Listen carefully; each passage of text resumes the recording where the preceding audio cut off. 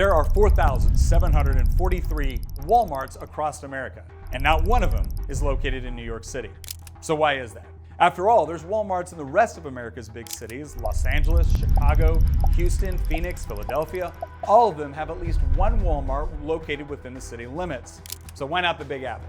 Well, simply put, there's no love for Walmart within New York City's political establishment. Former Mayor Bill de Blasio, the United Food and Commercial Workers, and other local government and union officials have all worked for years to block Walmart from setting up shop within the city, no matter what sort of demand there might be.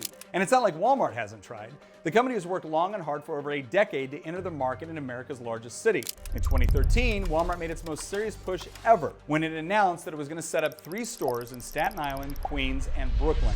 Almost immediately, city leaders and union officials vowed to do everything within their power to block the company from opening any stores. In the face of extensive political opposition from the city's union bosses, so-called public advocates, and the Democratic nominee for mayor, Walmart was forced to back off and drop its bid. So what's the deal? Why does New York City's political establishment oppose Walmart so much? Well, city leaders like to say that opening up a Walmart within New York would lead to job loss. But there's already major box stores operating in New York City, including Target and Costco. So while arguments in defense of small business are powerful political tools in order to rally public support, that can't be the real reason leaders have worked so hard to keep the company out. So maybe the real reason why Walmart is not welcome in New York City is because the company doesn't conform to the political inclinations of politicians. Unlike some of its competitors, Walmart has been seen as not having done enough to cater to the demands of what politicians and union leaders want.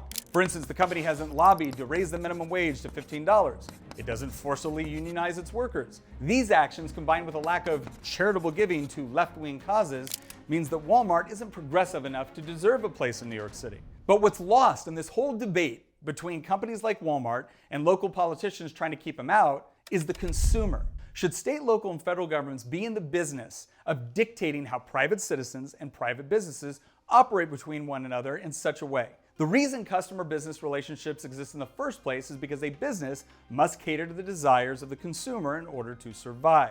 And a good example of this has been the growing online delivery service during the COVID pandemic, where companies like Walmart, Target, and others have massively ramped up their internet presence in order to meet the changing demands of their consumers. In contrast, New York City has practically no obligation to change their operational models because there's no competition with the city of New York. If citizens don't like the way the government is handling things, they have one of 2 options: vote out the existing government or move. And in a single-party environment like New York City, the first option is largely off the table.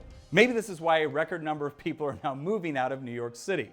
But blocking Walmart from operating within the city isn't the only bizarre action politicians have taken in recent years when they decide they know what's best for customers. And if you don't believe that, check out this video to see how some politicians go so far as to blame the deodorant industry for things like child poverty. I'm Nick Freitas with Wine Minutes, and thank you for watching.